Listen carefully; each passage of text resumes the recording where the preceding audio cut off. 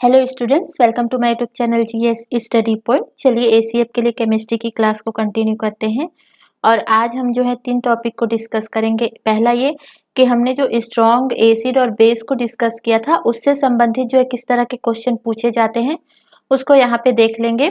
साथ ही साथ हम जो है बफर सॉल्यूशन को देखेंगे और इसके साथ ही हम एक्सोथर्मिक और एंडोथर्मिक रिएक्शन को भी डिस्कस करेंगे। ठीक है, तो आज की वीडियो जो है आपके जो फर्स्ट यूनिट है सिलेबस में दिया हुआ था, जो आपका रेट ऑफ केमिकल रिएक्शन और इक्विलिब्रियम, वो जो है कंप्लीट हो जाएगा। अगर आपने इससे पहले की वीडियो को नहीं देखा है तो आप चैनल के प्लेलिस्ट पे जाइएगा और वहाँ पे जो है ACF CGPSC करके एक प्लेलिस्ट बना है, आप वहाँ से इससे पहले के सारे वीडियो को देख सकते हैं। ठीक है, तो चलिए देखते हैं। देखिए, इस वीडियो में आगे बढ़ने से पहले एक क्वेश्चन आया हुआ था जो आपके 2016 के ACF में कि पूछा गया था कि pH of pure water is changed on addition of sodium acetate. ठीक है, क्या बोला गया था कि जो प्योर वाटर का जो है, वाटर का जो pH है वो चेंज हो जाता है किसको मिलाने पर? सोडियम एसीटेट को मिलाने पर। तो इस प्रकार जो है ये इस पर मतलब क्या इफेक्ट पड़ेगा इसके पीएच पे, ये जो है पूछा गया था। ठीक है, जब मैंने आपको पीएच पढ़ाया था तो पहले बताया था कि प्योर वाटर का जो है पीएच जो है हमेशा न्यूट्रल ही होता है। ये हमेशा जो है न्यूट्रल पॉइंट पर ही होता है।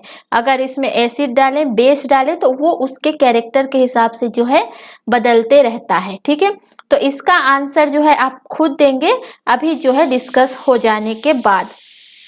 ठीक है, हम जो है इसके आंसर को भी यहाँ पे देखेंगे और इससे संबंधित जो क्वेश्चन आए हुए हैं, आ सकते हैं इस तरह के, किस कौन कौन से क्वेश्चन पूछे जा सकते हैं उसको भी देख लेते हैं ताकि आप जो है आसानी से इन चीज़ों को कर पाएंगे। ठीक है, देखिए मैं पहले ही ज़्यादा इस पे डीपली नहीं बताऊंगी क्योंकि पहले ही मैं ये पढ़ा चुकी हूँ कि स्ट्रॉन्ग बेस और एसिड जो है क्या होते हैं या वीक एसिड और वीक बेस क्या होते हैं। ठीक है, मैंने आपको स्ट्रॉन्ग एसिड बेस और वीक एसिड बेस को याद करने का ट्रिक भी बताया था कि किस तरह उसको आपको याद करना है। तो इसको आप बस यहाँ पे देख लीजिए कि स्ट्रॉन्ग एसिड और यहाँ पे बेस लिखा हुआ है। ठीक है, तो स्ट्रॉन्ग एसिड में जो है आपको मात्र इन चीज़ों को याद रखना है। ठीक है, याद कैसे रखेंगे आप पिछले वीडियो में देख लीजिए ट्रिक से। ठीक है, और स्ट्रॉन्ग बेस में जो है आपको इतनी चीज़ों को यहाँ पे याद रखना है कि स्ट्रॉन्ग बेस क्या क्या हो सकता है। अगर क्वेश्चन आते भी हैं तो इससे बाहर कोई एसिड या बेस इस तरह से नहीं पूछे जाएंगे स्ट्रॉन्ग या वीक में। ठीक है, वीक एसिड और बेस के अंतर्गत आपको इन चीज़ों को, इन कंपाउंड को या क्या है करना है, याद रखना है। ठीक है, और बेस में आपको इनको याद रखना है।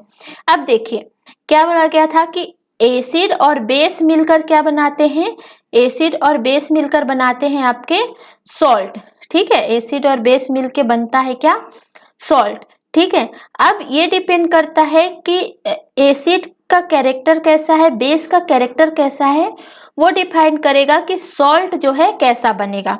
ठीक है, उस हिसाब से जो है उसके पीएच वैल्यू जो है बदलते हैं। तो यहाँ पे देखिए, हम यहाँ पे सॉल्ट देख लेते हैं। तो ये देखिए यहाँ पे दिया हुआ है सोडियम साइनाइड का दिया है। ठीक है, तो यहाँ पे जो है सोडियम है, तो हमने देखा था सोडियम क्या होता है, तो ये होता है स्ट्रॉन्ग बेस। यहाँ पे मैंने आपके स्ट्रॉन्ग बेस लिखा था, तो ये सोडियम क्या है?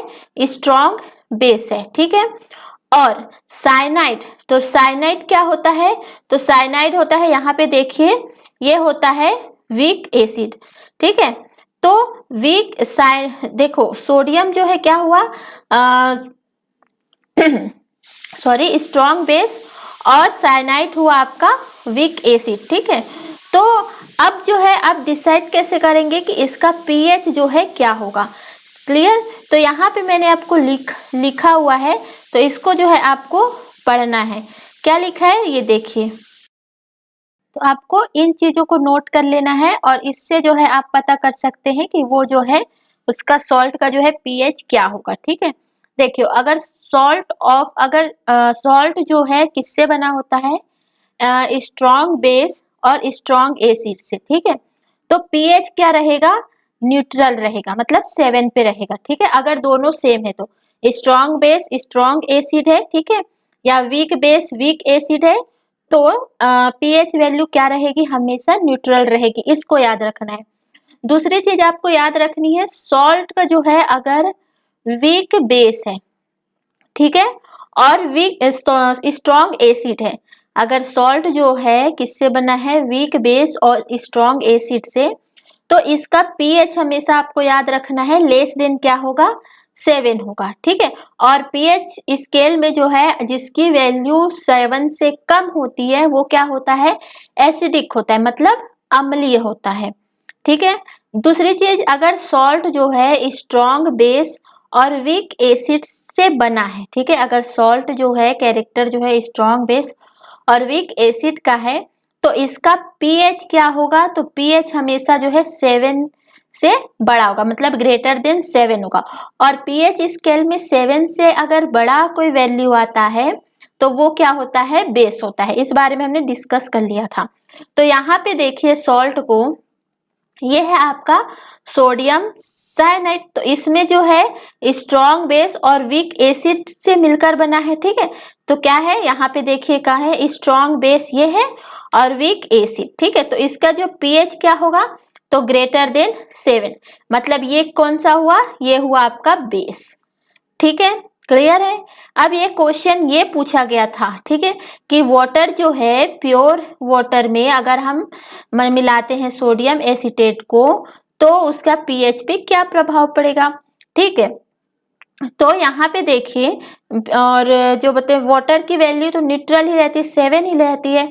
तो यहाँ पे अगर ये सॉल्ट जो है कौन सा है, स्ट्रॉन्ग बेस और वीक एसिड, तो यहाँ पे देखिए स्ट्रॉन्ग बेस और वीक एसिड, तो इसकी पीएच क्या होगी, तो ग्रेटर देन 7, मतलब इसका आंसर क्या होगा, ग्रेटर देन 7, मतलब ये क्या है, बेस है, क्लियर, ठीक है।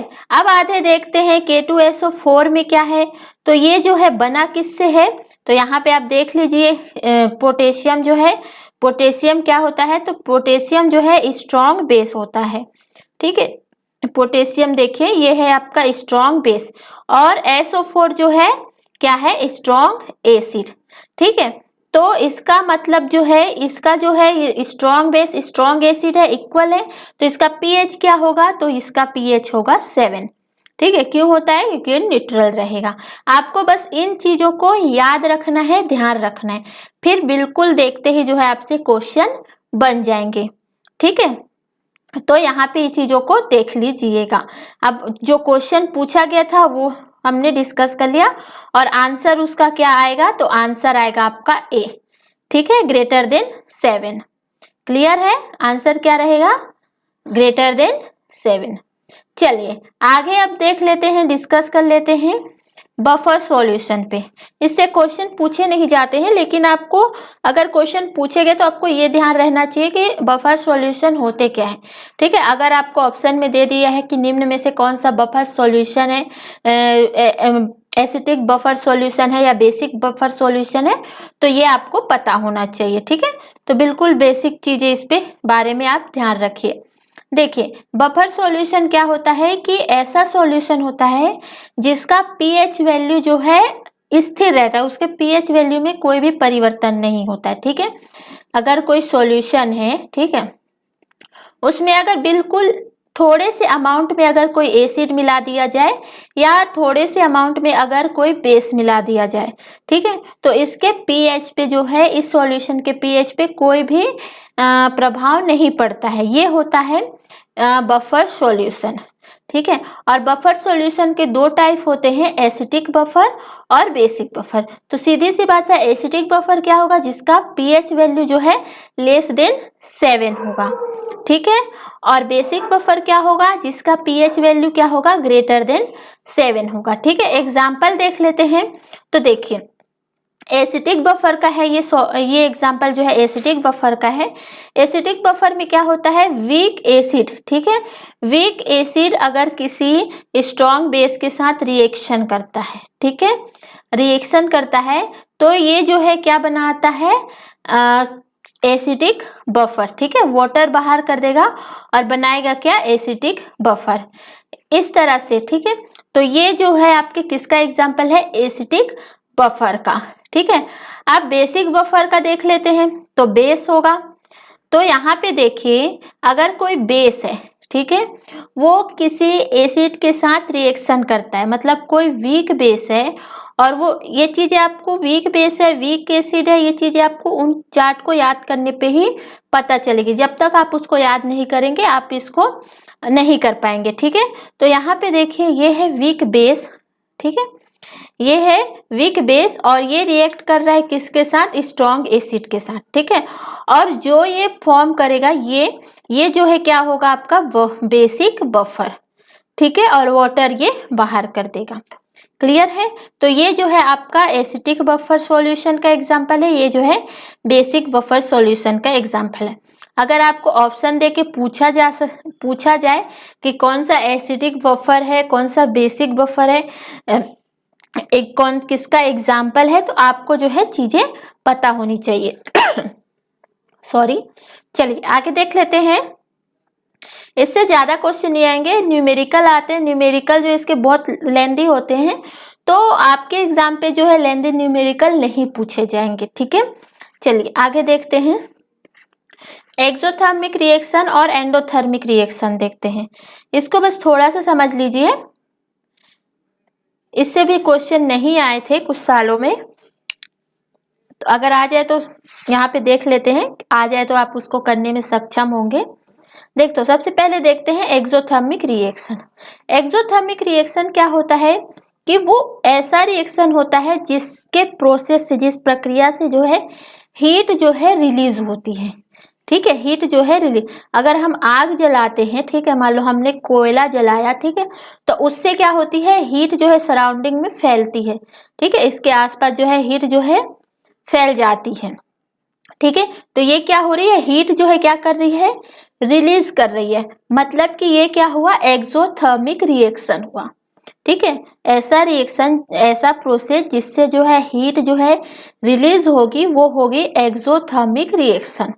एग्जाम्पल के लिए रेस्पिरेशन जो हम श्वसन करते हैं उसमें जैसे ग्लूकोज है, ठीक है, बाहर से ऑक्सीजन लिया, ऑक्सीजन लेके जो है ये इसको तोड़ता है, किसमें, कार्बन डाइऑक्साइड है, वाटर है और एनर्जी है। तो इसकी वजह से ही जो है हम जो है जो भी वर्क करते हैं उस वर्क को करने में सक्षम होते हैं, ठीक है। क्यों, क्योंकि ये एनर्जी क्या कर रही है, रिलीज कर रही है। क्लियर। आगे हम देखते हैं एंडोथर्मिक रिएक्शन, ठीक है। एंडोथर्मिक रिएक्शन क्या होता है कि वो प्रोसेस होता है जिसमें हीट जो है बाहर से एब्जॉर्ब की जाती है, जो सराउंडिंग होता है उससे जो है हीट क्या की जाती है, एब्जॉर्ब की जाती है। जैसे कि आप एग्जांपल ले लीजिए आइस का क्यूब, ठीक है। आइस का क्यूब अगर आप यहाँ पे रख दें तो ये क्या करता है, सराउंडिंग के क्या करता है, हीट को एब्जॉर्ब करता है और फिर धीरे धीरे ये हीट एब्जॉर्ब करने की वजह से क्या करने लगता है, ये पिघलने लगता है, ठीक है। तो जितने भी डिकम्पोजिशन रिएक्शन होते हैं, टूटने वाले, विघटन वाले जो रिएक्शन होते हैं, वो सारे रिएक्शन जो है किसके एग्जाम्पल होते हैं, आपके एंडोथर्मिक रिएक्शन के, ठीक है। जैसे फोटोसिंथेसिस ले लें, पौधे क्या करते हैं, कार्बन डाइऑक्साइड लेते हैं, ठीक है, उनके पास वाटर होता है और वो सनलाइट से जो है एनर्जी जो है एब्जॉर्ब करते हैं, उसके बाद जो है ग्लूकोज और ऑक्सीजन जो है क्या करते हैं, हमें देते हैं। क्या करने के बाद, सनलाइट या बाहर से एनर्जी एब्जॉर्ब करने के बाद, ठीक है। तो ये होता है आपका एंडोथर्मिक रिएक्शन का एग्जाम्पल। तो चलिए वीडियो यहीं खत्म करते हैं। वीडियो पसंद आए तो वीडियो को लाइक जरूर कीजिएगा। अगर कोई कमी दिखती है तो कमेंट बॉक्स में जरूर बताइएगा ताकि उस चीज को नेक्स्ट वीडियो में सुधारा जा सके। क्लियर। तो चलिए, थैंक यू फॉर वॉचिंग।